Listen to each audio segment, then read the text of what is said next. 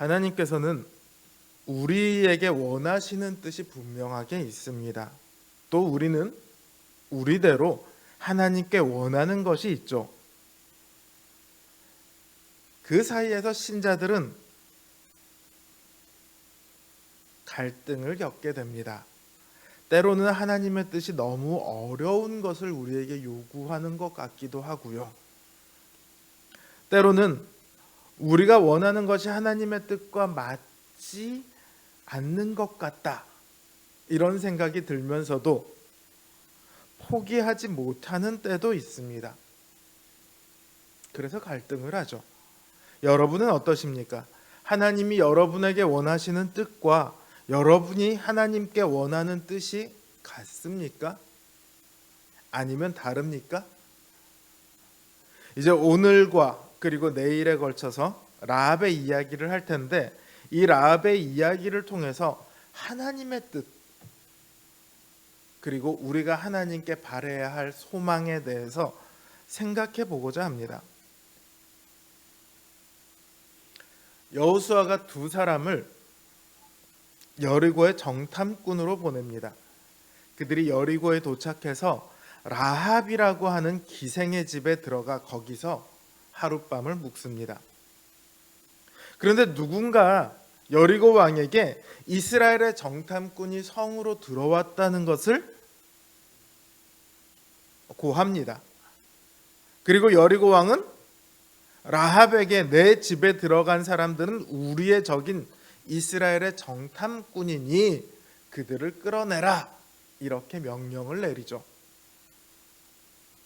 사람들도 그리고 왕도 정탐꾼이 라합의 집에 들어갔다는 것을 다 알고 있어요.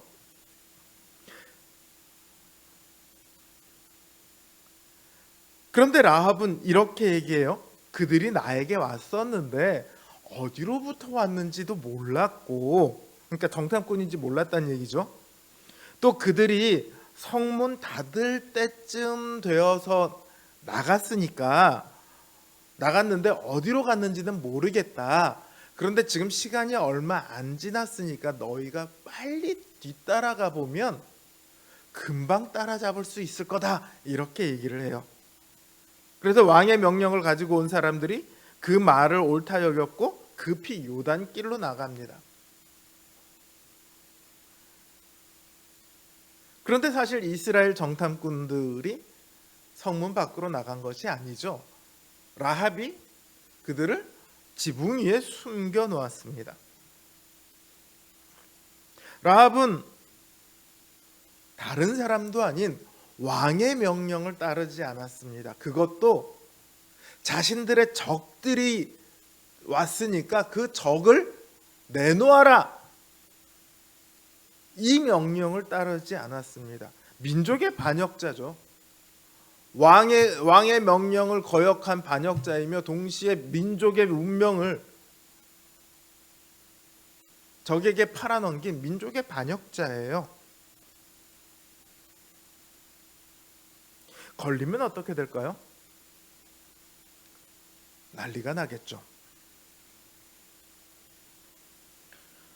그럼에도 라합은 두 사람의 정탐꾼을 숨기고서는 거짓말로 추적자들을 다른 곳으로 가도록 합니다. 이 라합의 거짓말로 인해 정탐꾼들은 목숨을 건지게 됩니다. 사실 많은 사람들이요, 이 부분에 대해서 의문을 가집니다. 어떤 의문이냐? 라합이 거짓말을 했는데 이걸 잘했다고 할 수 있느냐?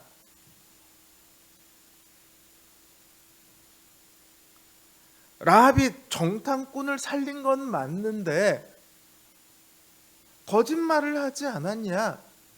라합이 과연 잘했다라고 얘기할 수 있겠느냐? 이런 이제 질문을 가져요. 거짓을 용납할 수 있느냐의 문제인 거죠.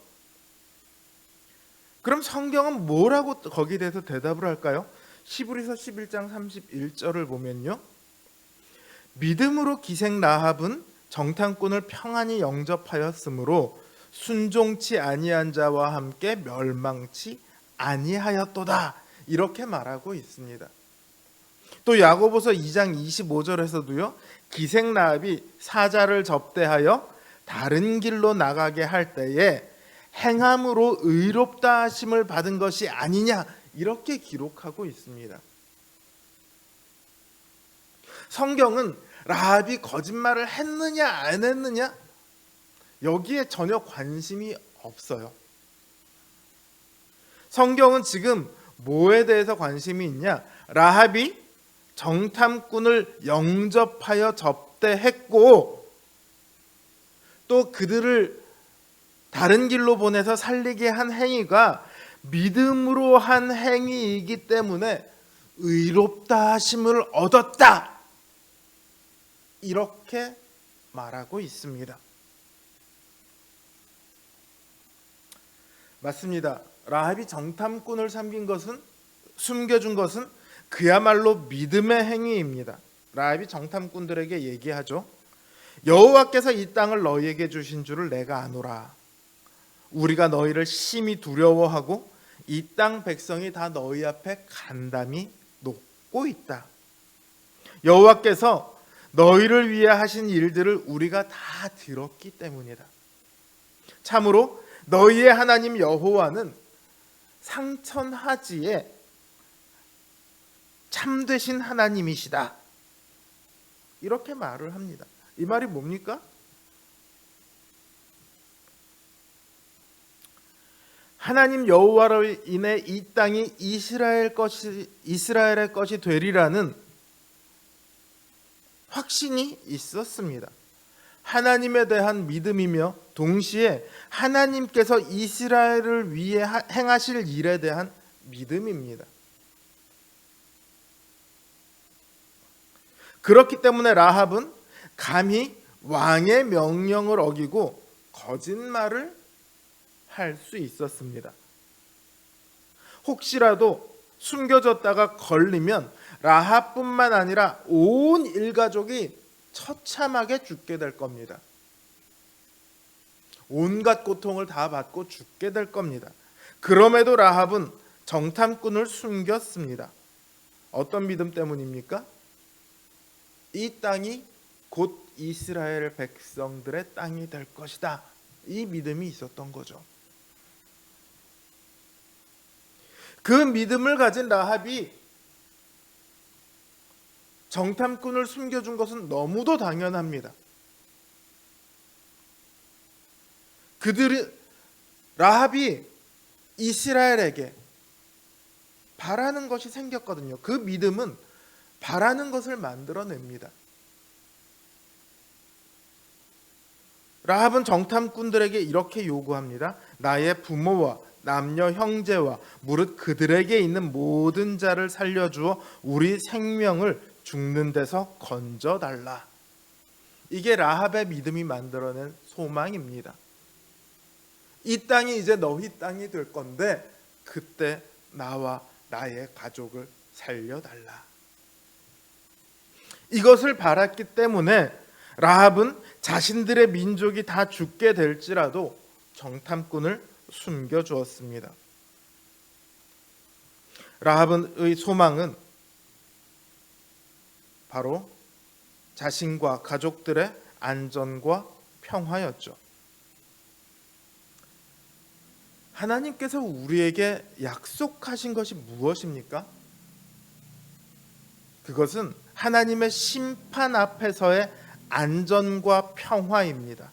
하나님께서 약속하신 안식은 그 심판에서 벗어나는 것으로부터 만들어지는 거예요. 심판으로 인해 영원한 형벌에 떨어질 사람에게 무슨 안식이 있겠습니까?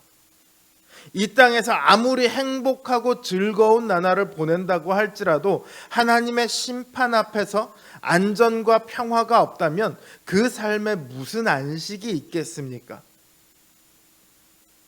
우리가 하나님을 믿고 하나님께서 우리에게 행하신 그 예수 그리스도를 통해 주신 모든 은혜를 믿는다는 것은요, 우리에게 바로 이 소망을 만들어 줍니다. 우리의 소망이 종종 하나님의 뜻과 어긋나는 것은요, 우리가 이 영원한 안식이 아니라 지금의 즐거움과 지금의 기쁨을 바라기 때문입니다. 물론 영원한 안식과 지금의 행복이 반드시 반대되는 것은 아니에요. 그러나 때로 지금의 즐거움은요, 영원한 안식으로 가는 길을 방해하기도 합니다. 이럴 때 우리는 라합처럼 큰 결단을 내려야 합니다. 우리의 진정한 소망이 무엇인지를 생각하십시오. 그리고 그걸 생각하신다면 잠깐의 즐거움을 기꺼이 내려놓으십시오.